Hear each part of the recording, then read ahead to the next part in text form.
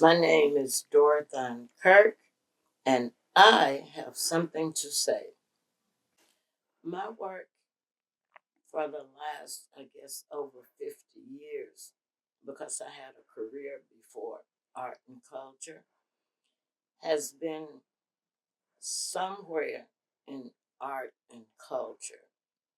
And the way I see it is we were all put on this earth for a reason, and we had what I call an assignment. And the reason I say that, my story is not one where I wanted to do this, that, or the other, and I proceeded to make it happen. My whole career has been something or someone that came to me with an idea. I embraced it. I did the best that I could. And now it's part of history. That goes for Bob Ottenhoff at WBGO, who was the founder. He found me through a friend of his at the time. That goes for John Schreiber and the work I'm doing with them to this day at NJPAC. And I think the biggest thing, even though everything in history is important, is Jazz Vespers at my church, Bethany Baptist, that was founded by the Reverend Moses William Howard Jr. in 2000, or it was organized, whatever word you want to use. And the reason that is so very, very important, during that time, it was said by many people, including some of the church members, that it would never last because if you know the doctrine of the Baptist church, they don't approve of certain things and certainly not jazz in the church. However, next year, 25, we will celebrate 25 years. So we've done something that was said it couldn't be done, and I'm very, very proud of that. When I grew up, number one, I grew up in the age of radio. Matter of fact, when I left Texas in 1955 to go to California, my mother yet didn't have a television. Anyhow, I grew up listening to the radio, and I heard big bands, I heard jazz, R&B, the whole gamut, even country music. And when I started working at WBGO, the guys used to tease me because one day we received this big package and it was a poster of Dolly Parton, and I loved her, and they were teasing me. I said, I grew up listening to the radio, so I'm very familiar. And we didn't know any better. It wasn't that jazz was art and culture, it was the music of the day. And it's what we did, much like hip hop is the music today for the young people. I went to LA, number one, to go to college. I did not finish college. I got married. Out of that marriage came three beautiful daughters, and I did work for a few years. I attended college, I just didn't finish, and I was able to get a job with the Department of Public Social Services for LA County, and that's where I guess you would say my real adult life began, because I went to LA when I had just turned 17. So it was beautiful living there. I came from segregated Texas, so it was beautiful back then. My generation went out to hear jazz wherever it was, and back then it was all over Los Angeles, from the clubs to Sunday morning jams. I remember the first time I saw Miles Davis was at the Adams West Theater. Every Saturday night when the clubs closed, there was a big concert at 2 a.m. in the morning, if you can believe this. And it was at the Adams West Theater. When you finished doing that, they had breakfast jams where the different clubs had jazz music in the clubs along with breakfast, and there were restaurants all over the place back then. And if that wasn't enough, they had Sunday afternoon matinees. It's a game. It was our entertainment back there. Or I guess I should say part of our entertainment. This is my story, and it has to do with how I met Rasan. When musicians travel on the road, there's always a family or several families in that town. You know, they live out of restaurants and suitcases. And there are always families that they become close to, and they can go to their house and get a good meal. We being my first husband and myself, originally met Rasan through some of his mutual friends who lived in Los Angeles. I didn't believe they knew Rasan, so they said, okay, we'll prove it next time he comes to town. And they did. And after meeting him the first time, when he would come to town, then he would come over to our house and have a meal.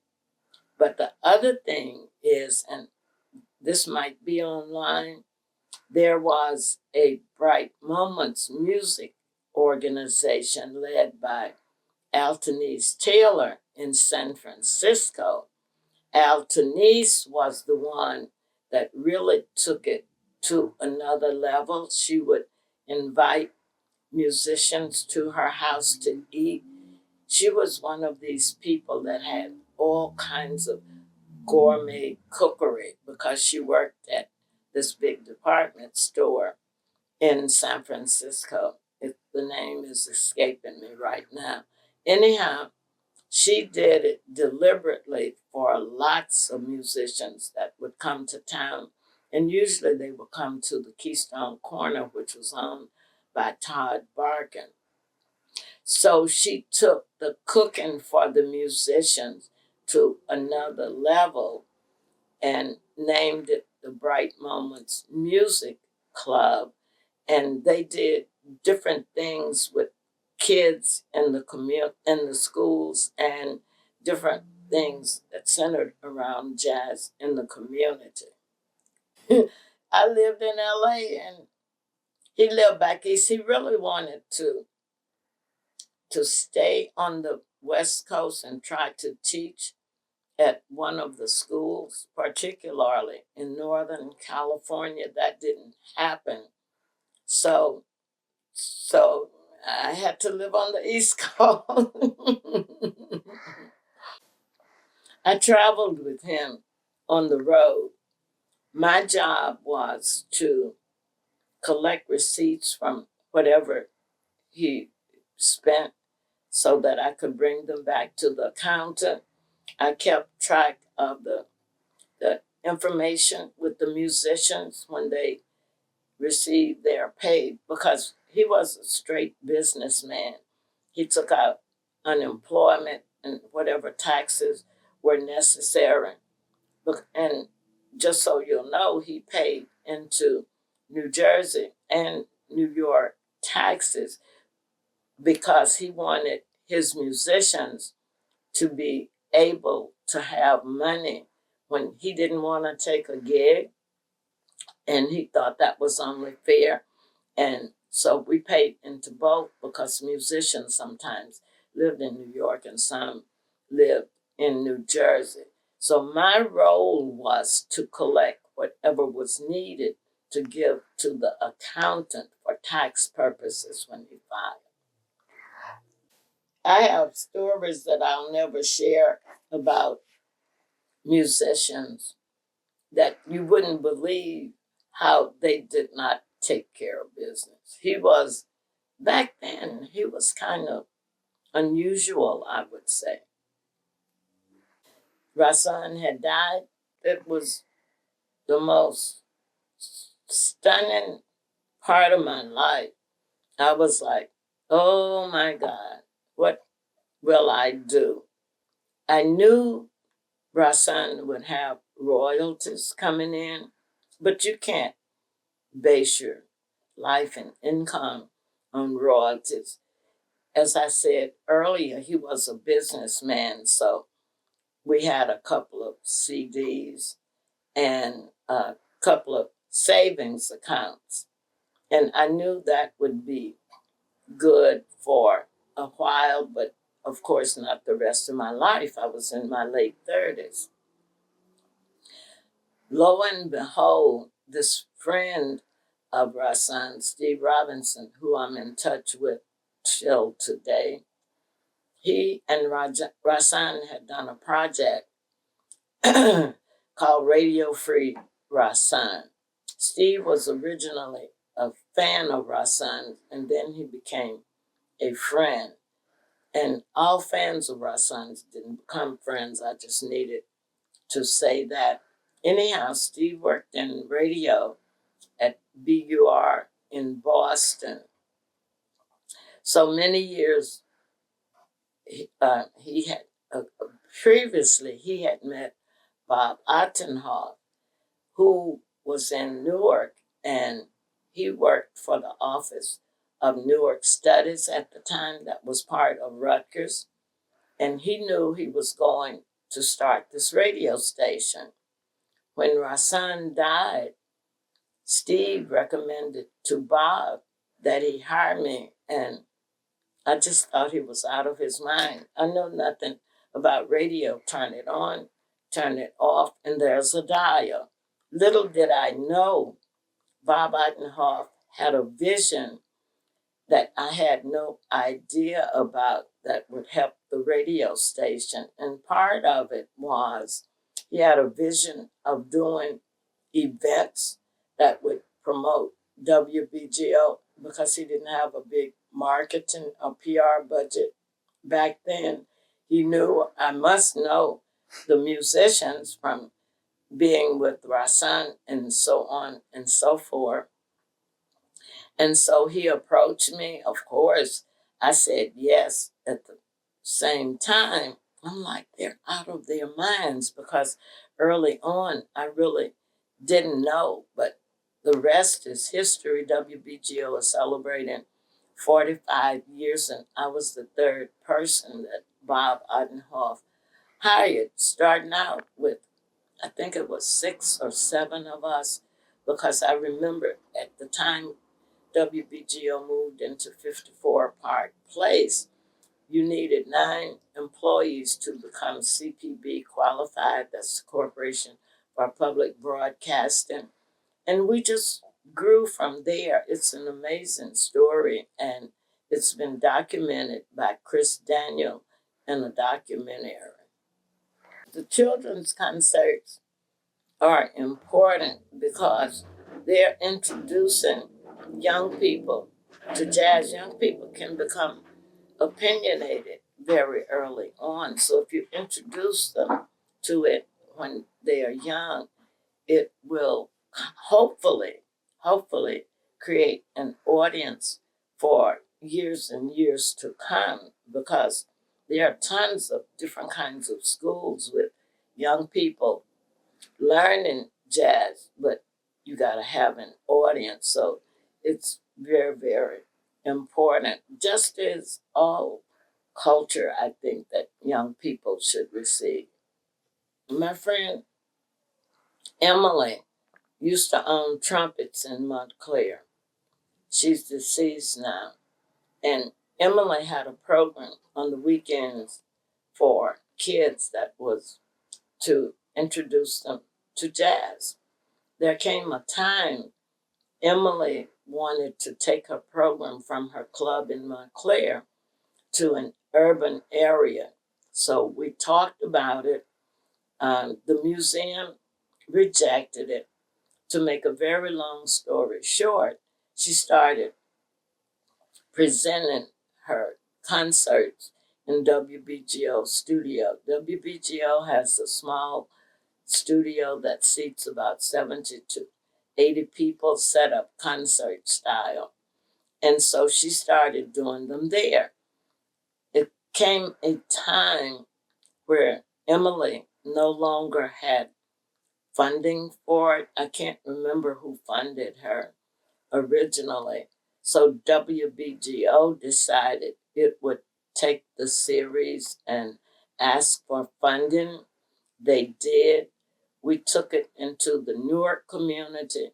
It eventually branched out into other towns in Essex County. Then we took the series to New York, to several venues, namely the Brooklyn Museum, the Apollo Theater, the Brooklyn Children's Museum, and it has still been going on until last year. It stopped as everything did during COVID, and when everything opened up again, BGO called me in 23 to bring the children's concerts back because there was money in a restricted fund that we could use. All the money that BGO raised for the children's concerts would be in a restricted fund. So there was money there. So they brought it back last year. We've had a meeting already in 24, and it's going to continue this year. They're currently looking for new funding. The concerts were free and open to the public. So you would have a wide range age group, parents, grandparents, aunties, uncles, whatever, bring in the kids. So you need a musician to present a program that's going to be interesting to a wide age group, which is difficult. And I wanted them to have a theme to build his or her presentation around. So when I would call the musicians, I would explain all of that to them, and I would ask them, please, please, please, don't make it too over their head, make it as elementary as you possibly can, yet not boring to the older kids. So it was really asking a lot. I made a couple of errors, not knowing. Musicians promised me the world, and their presentations were practically over my head, but you learn from your mistakes. And that's how it was structured over the years. 99% all of the presentations were absolutely perfect, even though I have a few musicians whose presentations were just absolutely awesome. Jazz Vespers at Bethany is one of my favorite projects because when Dr. Moses William Howard Jr. came to Bethany in 2000, Bethany had a Saturday afternoon service that was only attended by a handful of people. He came up with the idea of Jazz Vespers. Everybody thought he was crazy. Why? Because it's a Baptist church, and based on the Baptist doctrine, that won't fly. Dr. Howard's a very, very smart man. So he said, before everybody protests, I'd like you to share what a jazz vespers is. So Bethany chartered a bus that was completely packed. Some of us, like myself, drove because I wanted to hang out afterwards. And we went to New York to St. Peter's Church. They still have jazz vespers today. So the people that attended saw what a jazz vespers was. We started Jazz Vespers in January of 2000. January of 25 will be 25 years. And we've presented over the years anybody from Liz Wright to Kristen McBride, everything in between. And I must say, and that Bill Cosby did a presentation at Jazz Vespers. You couldn't get within 4 blocks of Bethany. I believe that was in 2011. I had met Mr. Cosby during Rasan's lifetime because he would often come to see him at the Vanguard and other places. And him being a big jazz fan, once I was at WBGO, he would call up and ask different questions and so on and so forth. So there was a relationship there.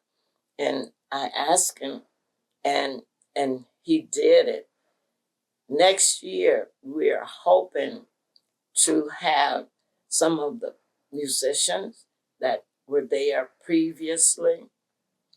And I have to say, for the last few years, NJ Pack has been a partner with Jazz Vespers, and it's great for everyone involved. Because of their dollars, I am able to offer the musicians a little more than I had previously because it's free and open to the public. We cannot charge at Bethany. So we were relying on the offerings alone. And for some of the musicians, it's a decent pay night, but for people like Kristen McBride, and I won't name a whole bunch of them and others, it's not even a great honorarium, but they do it, and they will tell me, I'm doing this because of you. I believe in what you all are doing here, and we want to give back.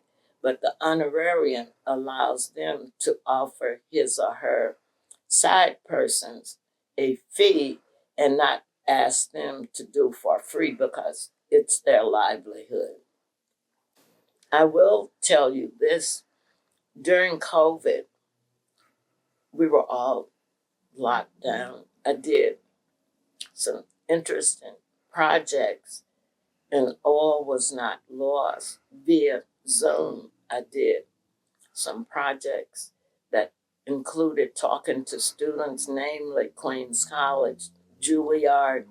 I did other projects on Zoom. And so I'm grateful to have had this opportunity to do those things because it was just another extension of how you can still, COVID helped us to learn how to still have art and culture without being physically there.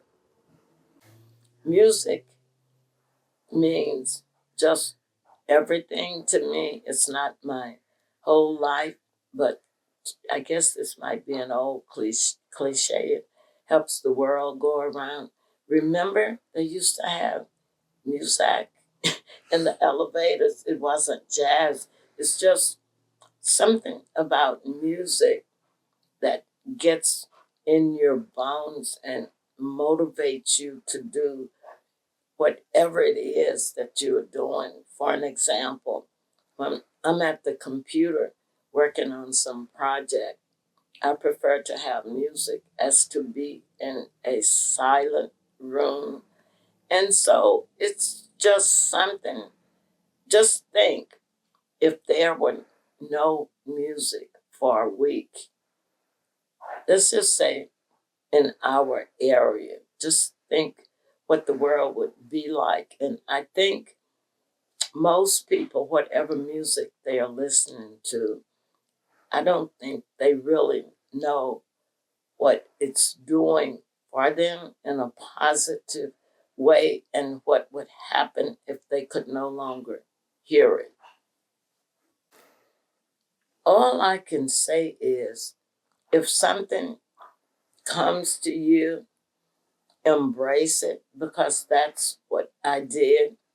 And if you embrace it, if it works, you will know that that's what you were meant to be, or else something else will come to you.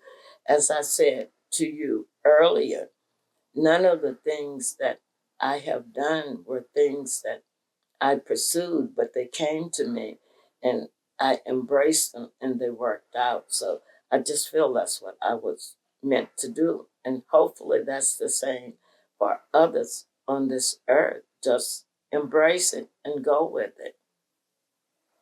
Well, thank you very much. I'm honored anytime I get interviewed or honored or whatever, just to share my experiences with others. And I hope it helps. And one more thing, I'll show you briefly a little bit of my archives.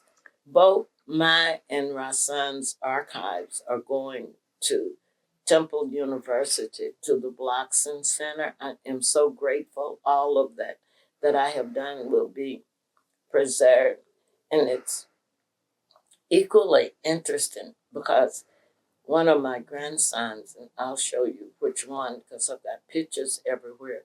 He graduated from Temple. I think that's so cool. I just wanted to share that with